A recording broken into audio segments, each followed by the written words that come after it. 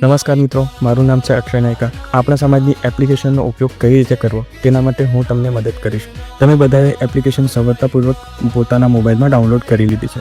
હવે તેનો ઉપયોગ કઈ રીતે કરશો તેના માટે આપણે આ વિડીયોમાં સમજશું. પરંતુ તે પહેલા હું યુવા સંગઠનના કાર્યકર્તાઓ કે જેમણે ટેસ્ટિંગ માટે એપ ઇન્સ્ટોલ કરી હતી તેમને વિનંતી કરું છું કે તેઓ તેને અનઇન્સ્ટોલ એટલે કે રિમૂવ કરી દો અને પ્લે સ્ટોર પર જઈ ઇન્સ્ટોલ કરી ફરીથી રજીસ્ટર કરો. કારણ કે આપણે જૂનો ટેસ્ટિંગ ડેટા ડિલીટ કરી દીધો છે, એટલે જૂનું એપ વધુ ઉપયોગી નહીં થાય. તો જલ્દીથી તમે પ્લે સ્ટોર પર જઈ ઇન્સ્ટોલ કરો અને રજીસ્ટર કરો.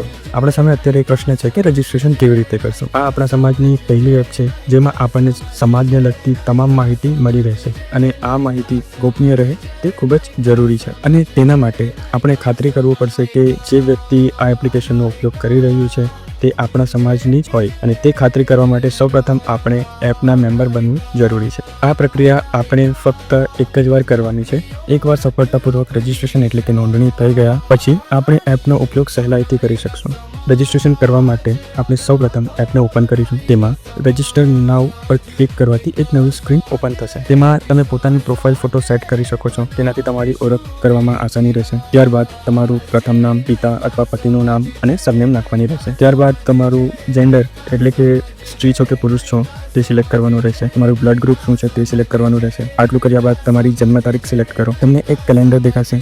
તેમાં વર્ષ, મહિનો અને તારીખ સિલેક્ટ કરી ઓકે કરવું, જેથી કરીને જન્મ તારીખ સિલેક્ટ થઈ જાય. હવે કોન્ટેક્ટની ઇન્ફોર્મેશન નાખશું. ઈમેલ એડ્રેસમાં આપણું ઈમેલ આઈડી એન્ટર કરીશું.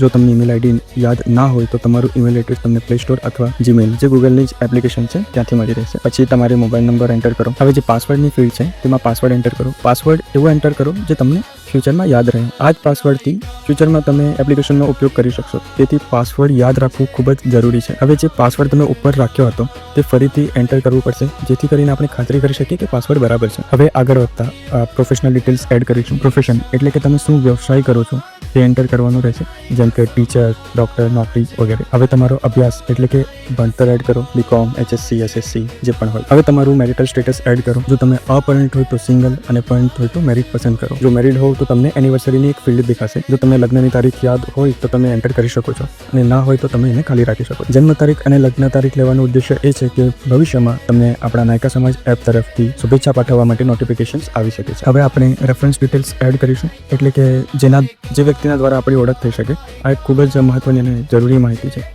આ માહિતી દ્વારા આપણે મેમ્બરની ઓળખ સહેલાઈથી કરી શકીશું. નાયકા સમાજ ટ્રસ્ટના એવા વ્યક્તિ જેમના થકી તમે જોડાયા છો, એવા સમાજના કાર્યકર્તા અથવા કારોબારી સભ્ય જે તમારી ઓળખ કરી શકે છે. તેમનું નામ, મોબાઈલ નંબર અને કયા ગામ અથવા શહેરના છે તે આપણે એન્ટર કરવાનું રહેશે. ત્યારબાદ એપ્લિકેશનનો ઉપયોગ કરનાર વ્યક્તિ નાયકા છે તેનો પુરાવો આપણે અપલોડ કરવાનો રહેશે. આમાં આપણને એવું ડોક્યુમેન્ટનો ફોટો અપલોડ કરવાનો રહેશે જેમાં આપણે નાયકા હોવાનો ઉલ્લેખ કર્યો હોય. દાખલા તરીકે કોઈની અટક પટેલ ચાલે છે તો તેઓ પોતાની જાતિનો દાખલો અથવા સ્કૂલનું લિવિંગ સર્ટિફિકેટ અથવા એવો કોઈ પુરાવો કે જેમાં તેઓ નાયકા છે તેનો ઉલ્લેખ કર્યો હોય. અને જો કોઈ વ્યક્તિની અટક નાયકા છે તો તેમના ડોક્યુમેન્ટમાં નાયકાનો ઉલ્લેખ તો હશે. અહીં રિમેમ્બર ડેટાનો એક ઓપ્શન છે જે આપણને મદદરૂપ થશે બીજી વાર એપ્લિકેશનમાં લોગિન કરવા માટે. જો એ ચેકબોક્સ ચેક હશે તો તમારો આઈડી અને પાસવર્ડ મોબાઈલમાં સેવ રહેશે, જેથી કરીને બીજી વાર લોગિન કરવામાં સહેલાઈતા રહે. હવે તમે બધી જ માહિતી ભરી દીધી છે. તમને રજીસ્ટ્રેશન બટન દેખાશે, તેના પર ક્લિક કરો. તમે સફળતાપૂર્વક રજીસ્ટ્રેશન કરી લીધું છે. રજીસ્ટ્રેશન કર્યા બાદ તમને લોગિન સ્ક્રીન દેખાશે. જો તમે રિમેમ્બર ડેટાનો ઓપ્શન સિલેક્ટ કર્યો હશે તો આઈડી અને પાસવર્ડ પહેલેથી જ ત્યાં પ્રીફિલ્ડ આવી જશે. હવે અને નહીં કર્યો હોય તો